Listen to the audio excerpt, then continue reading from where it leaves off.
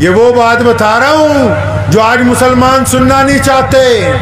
ऐसे फूंक नहीं मारती थी आलम शरीफ पढ़ के इस्लाम मक्के से निकल के यहाँ पटियाला की तेजबाग कॉलोनी में आज मैं इस्लाम कबूल करके बैठा हुआ हूँ। अल्लाहु अकबर। अगर आपको आज ये पता करना है कि रसूलुल्लाह क्या चाहते हैं, अगर आप ये जानना चाहते हैं कि आपकी क्या जिम्मेदारी है, अगर आपको ये पता करना है कि इस्लाम का क्या पैगाम है, तो फिर फतवों से पहले रसूलुल्लाह को देखना होगा और रसूलुल्लाह के दौर की दुनिया को देखना होगा। जब मेरे आका आए दुनिया में, मक्के में तो जो जुल्म था ही था। मक्के से 500 किलोमीटर पे एक शहर है, उसका नाम है यशरब। क्या नाम है जी? यशरब।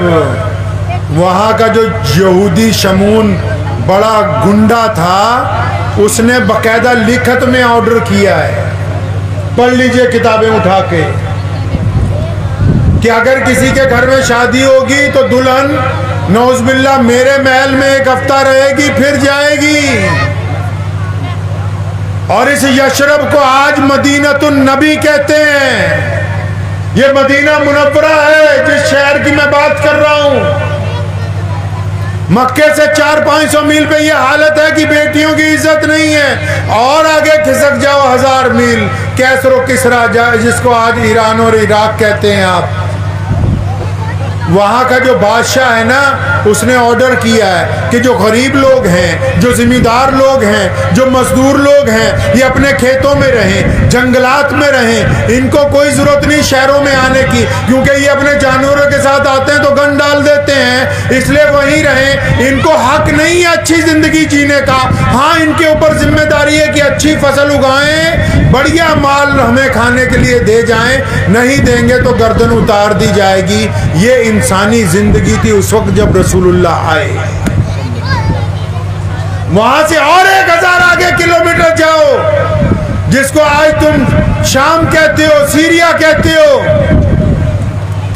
बादशाह कहता है कि कपड़े तो हम नहीं पहनने हैं, हमारे सिपाहियों ने पहनने हैं, बाकियों को तो जरूरत नहीं है, क्योंकि ये इंसान नहीं है।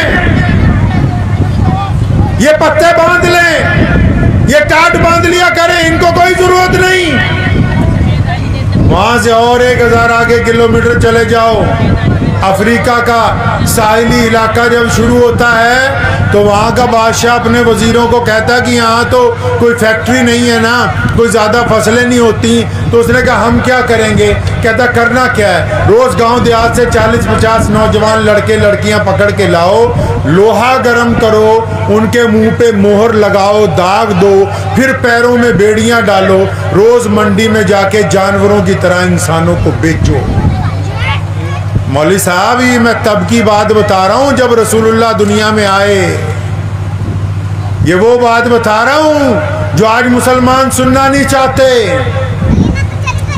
ऐसे फूंक नहीं मारती थी आलम शरीफ पढ़ के इस्लाम मक्के से निकल के यहाँ पटियाला की तेजबाग कॉलोनी में आज मैं इस्लाम कबूल करके बैठा हुआ हूँ। मैं कोई मदीना मुनव्वरा से प्रोजेक्ट होके नहीं आया, मेरे तक ये दीन मोहम्मद रसूलुल्लाह के दीवानों ने पहुँचाया है। मैं उनमें से नहीं हूँ जो बैठ के कहने लग पड़ूंगे अच्छा हम तो सीधा वहीं से आए थे। कौन कहता है कि हम वहाँ से आए थे? हम इन जर्रों में पलने वाले वो गरीब और नीचे लोग थे जिनको इस्लाम ने इज्जत रखी है, जिनके सर पे इस्लाम ने इज्जत रखी है। और आगे चले जाओ अफ्रीका से चाइना में, जो कहते हैं हम सबसे पुरानी तहजीब है, सड़क के ऊपर गरीब चल नहीं सकता। बादशाह के बेटों को ऐसा लगता है कि कोई खेल नहीं रहा, सिपाहियों को कहते हैं कि हम चाहते हैं कि कुछ लोगों को बिना गर्दनों के तड़पते हुए देखें, तो बच्चों को खुश करने के लिए लोगों को पकड़ के दर्जन दर्जन लोगों की गर्दन उतारी जाती है। पढ़ते क्यों नहीं तारीख दुनिया की कि दुनिया क्या कहती है, मोहम्मद रसूलुल्लाह ने क्या कर दिया। आगे आ जाओ, यहाँ अगर अच्छे पानी का कुआं है तो 2 रंग और नस्लों के लोग पानी नहीं पी सकते। और आगे खिसक जाओ स्पेन की तरफ, नई दुनिया की तरफ, वहां के जो गोरे हैं वो वहां के कालों को कहते हैं कि तुम इंसान हो ही नहीं। आज भी लॉस एंजलिस की एक अदालत में वो एक पुराने सदियों इबरत के लिए रखा गया शीशे में मढ़ के, कि जब किसी जिम्मेदार के यहाँ मजदूर काम करने वाले ने दरखास्त दी कि मेरा बच्चा मर गया भूख से, ये मुझे खाना नहीं दे रहा, आज 10 दिन हो गए, तो जज ने लिखा क्योंकि तुम्हारी नस्ल इंसानों की नहीं है, तुम तो जिम्मेदार वाले हो, तुम तो मुकदमा ही नहीं कर सकते बादशाह के ऊपर। मियाँ साहब, ये दुनिया की हालत थी उस वक्त। कब? जब मोहम्मदुर रसूलुल्लाह आए। ये कौन बताएगा आज दुनिया को कि इतना बड़ा दीन, जिसमें आज चौहान भी हैं, जिसमें सलमानी कहते हैं हम सलमानी हैं, जिसमें कुरैशी कहते हैं बड़ी शान से हम कुरैशी हैं, कंबो कहते हैं हम कंबो हैं, ये कौन बताएगा ये पहुंचा कैसे, ये इन तक पहुंचा कैसे, दुनिया की हालत क्या थी उस वक्त।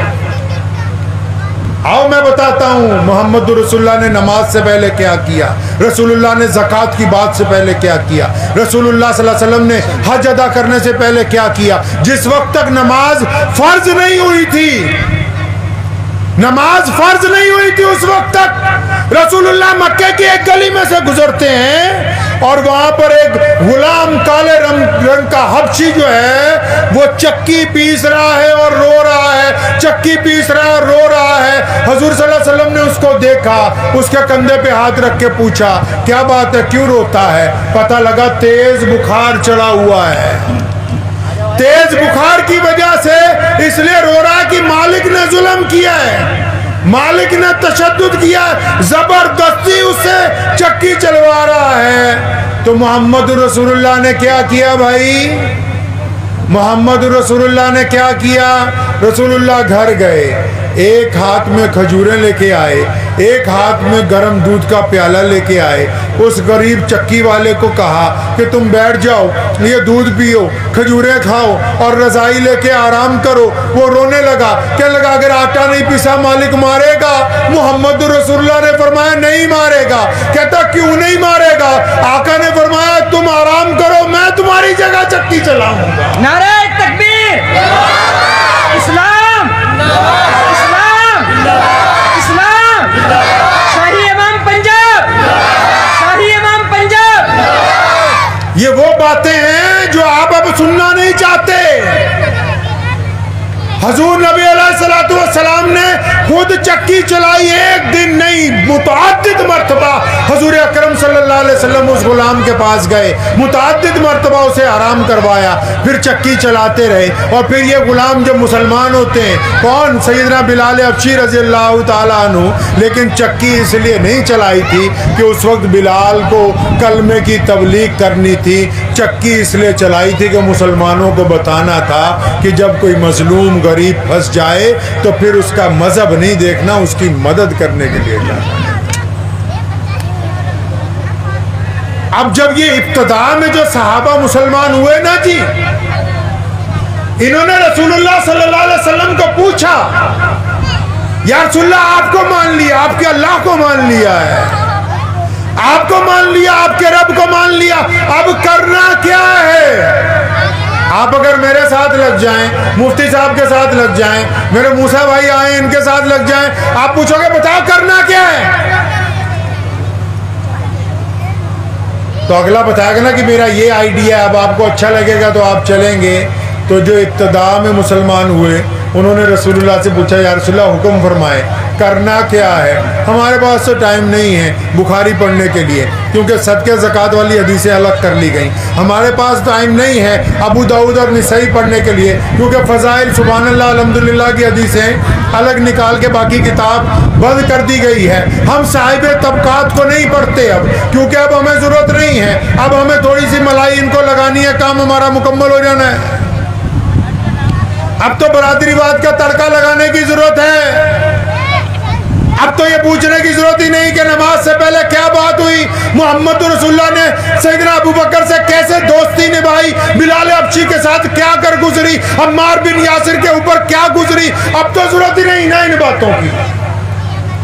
सुनो, जो लोग इब्तिदा में मुसलमान हुए ना, उन्होंने काली कमली वाले रसूलुल्लाह से पूछा, या रसूलुल्लाह अब करना क्या है, कुर्बान जाऊं मोहम्मद रसूलुल्लाह पे। फरमाया जिसने मेरा कलमा पढ़ लिया, जो मुसलमान हो गया, जिसने ला इलाहा इल्लल्लाह मोहम्मद रसूलुल्लाह पढ़ लिया, अब वो ये बात समझ ले कि आज से काला और गोरा एक बराबर है। वो ये बात समझ ले कि आज से छुआछूत का खात्मा कर दिया गया। वो एक बात समझ ले कि आज से दुनिया के तमाम इंसानों को बराबरी का दर्जा दे दिया गया है। तो मैं तो इन मुसलमानों को पूछा करता हूं जिनकी अंसारियों की कुरैशियों में नहीं होती, कुरैशियों की खान साहबों में नहीं होती, खान साहबों की दूसरों में नहीं होती, कि तुम कौन से वाला इस्लाम सिखा रहे हो जी। मैं अभी सहारनपुर गया, चिलकाने के पास एक मदरसा है किसी गांव में, तो मैं गुजर रहा था, मैंने वहां जोहर की नमाज पढ़ी, तो मुझे मौलाना साहब ने एक बात कही बड़ी, मुझे उन्होंने तो अपने हिसाब से अच्छी बात कही। कहने लगे हजरत हमारे मदरसे में 250 बच्चे हैं माशाल्लाह। तो मैं बहुत अच्छी बात है कि सारे के सारी गाढ़े, 22 उस्ताद हैं वो भी गाढ़े, बावर्ची रखा वो भी गाढ़ा। ये फख्र की बात है आपके लिए। आप लोगों से इसलिए ये गुफ्तगू कर रहा हूं कि पहले ये तो मालूम करो कि कुरान चाहता क्या है। इस्लाम की इब्तिदा नमाज से पहले इंसानों को बराबरी बांटी है मोहम्मद रसूलुल्लाह ने। भूल ही गए उस बराबरी को। मेरा गुज़िश्ता साल वहां जाना हुआ, बागपत के पास कोई शादी थी, हमारे अब्दुल नूर साहब हैं अमृतसर में मजलिस सरार पंजाब के सदर, उनके भाई की शादी, तो मैं वहां गया। जोहर के वक्त शादी थी, तो मेरे वालिद मोहतरम शेर इस्लाम मौलाना हबीबुर रहमान सानी लुधियानवी रहमतुल्लाह अलैह हयात थे। ये तब की बात है, लॉकडाउन से पहले की बात है। बड़ा इबरत वाला किस्सा है, सुनाना नहीं चाहिए, क्योंकि लोग इसके जो इस्लाम मुखालिफ ताकते हैं वो इसके क्लिप बना के फिर आगे दूसरों को सुनाएंगे। लेकिन सुना इसलिए रहा हूँ कि जब तक तुम्हें बीमारी का नहीं पता लगेगा, इलाज होने वाला अब है नहीं, अब नहीं इलाज होना जब तक बीमारी का पता ना लग जाए। तो मैं शादी में से निकला, मेरी अहलिया बच्चे भी साथ में थे, तो रास्ते में, अब मैं उस जगह का नाम नहीं बताता, मुझे सीधा बेड जाना था। वहाँ हमारे कारी सईदुज़्ज़मा साहब की भी बहन की शादी थी, उसमें भी शामिल होना था। तो बाज़ औक़ात बंदा दो करीबी रिश्तों में फंस जाता है। इधर पंजाब के सदर की शादी थी भाई की, उधर हरियाणा वाले सदर की बहन की शादी थी। तो वहाँ से मैं फटाफट निकला वहाँ जाने के लिए। रास्ते में जोहर की नमाज़ पढ़ने के लिए जब रुका, तो वहाँ 40-50 लोग इकट्ठे हो गए। पुलिस वालों को देखा इकट्ठे हो गए, पता लगा कि पंजाब के शाह इमाम साहब का बेटा आया हुआ है। तो मुझे उन्होंने बिठा लिया, उस वक्त मैं नायब था। तो मुझे कहने लगे हज़रत नमाज हो गई, 2 लफ्ज़ अगर हमें बताते जाते। हैं तो तुम बहुत अच्छे माशाल्लाह, जो भी अल्लाह वाला आए ना उसको पकड़ के सिर पे हाथ फेराओ जी, हाँ सिर पे फेरते हाथ। कोई तरीका छोड़ा नहीं तुमने, बस जो ना लेके चला जाए जहन्नुम की तरफ, कोई छोड़ा नहीं अभी तक। तो मुझे कहने लगे हज़रत जी कोई बात ही बता जाओ। मैं कहा हम तो 24 घंटे अल्लाह ने पैदा ही इसलिए किया है, भेजा ही इसलिए, बैठो। उनको मैंने कोई कुरान पाक की आयत नहीं सुनाई, हदीस नहीं सुनाई। उनको मैंने कहा, मैं कहा ये मस्जिद के इस्तिंजा खाने में मैं अभी गया था फरागत के लिए, इसमें 5000 बीड़ियों के टुकड़े पड़े हुए हैं, ये मुख्यमंत्री जी ने कहा है मस्जिद में गन डाल के रखो। ये किसने कहा है कि इन मस्जिदों की बेहुरमती करो?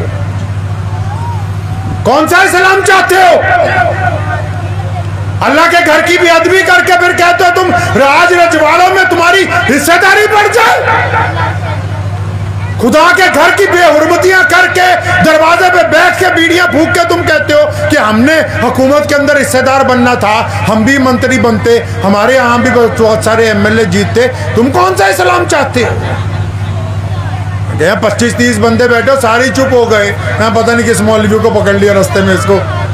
मैं कहा अगली बात ये बताओ, तुम में से ऐसे कितने हैं जिन्होंने कभी मस्जिद के अंदर झाड़ू मारा है? कितने ऐसे तुम्हारे पास लोग हैं जो मस्जिद की बैतुल खलाएं साफ करते हो? मैं दावे से कह रहा अभी यहाँ बैठा हुआ अभी चलो मैं तुम्हारे सूबे में चलता हूँ, जिस मर्जी मस्जिद में कहोगे 10 किलो मिट्टी निकाल दूंगा, तुम्हें साथ ले चलूंगा सफाई करा के। कौन सा इस्लाम लेके जा रहे हो? मोहम्मद रसूलुल्लाह की मस्जिद बनती है, सहाबा कहते हैं, अबू बकर कहते हैं, उमर कहते हैं, उस्मान कहते हैं, अली कहते हैं, अब्दुर्रहमान बिन औफ कहते हैं, बिलाल कहते हैं हम में से कई लोग ना 4-4 पत्थर उठाते थे, सोचते थे कि हम बड़ी मेहनत कर रहे हैं। अल्लाह के नबी को जब देखा पलट के तो कमली वाले ने 5 पत्थर उठाए हुए थे, तो एहसास हुआ कि मेहनत है। नारे तकबीर, इस्लाम, पता ये लगा कि मस्जिद में अपने हाथ से खिदमत करना सुन्नत है। तुम्हारी तो बेइज्जती हो जाती है चटाई सीधी करते हुए, तुम्हारी तो नाक कट जाए। अरे जो अल्लाह के घर के नौकर बनने के लिए तैयार नहीं, वो दुनिया में अल्लाह से बादशाहियां ढूंढते और वहां इज्जत ढूंढते जिनके पास इज्जत है नहीं है। जिनके पास इज्जत है नहीं है उनके पास जाके इज्जत ढूंढना चाहते हैं। इज्जत तो अल्लाह देने वाला है। मुझे उम्मीद है कि आपको ये वीडियो पसंद आई होगी। अगर पसंद आई हो तो ये आप अपने दोस्तों के साथ शेयर करें और इस चैनल को सब्सक्राइब जरूर करें।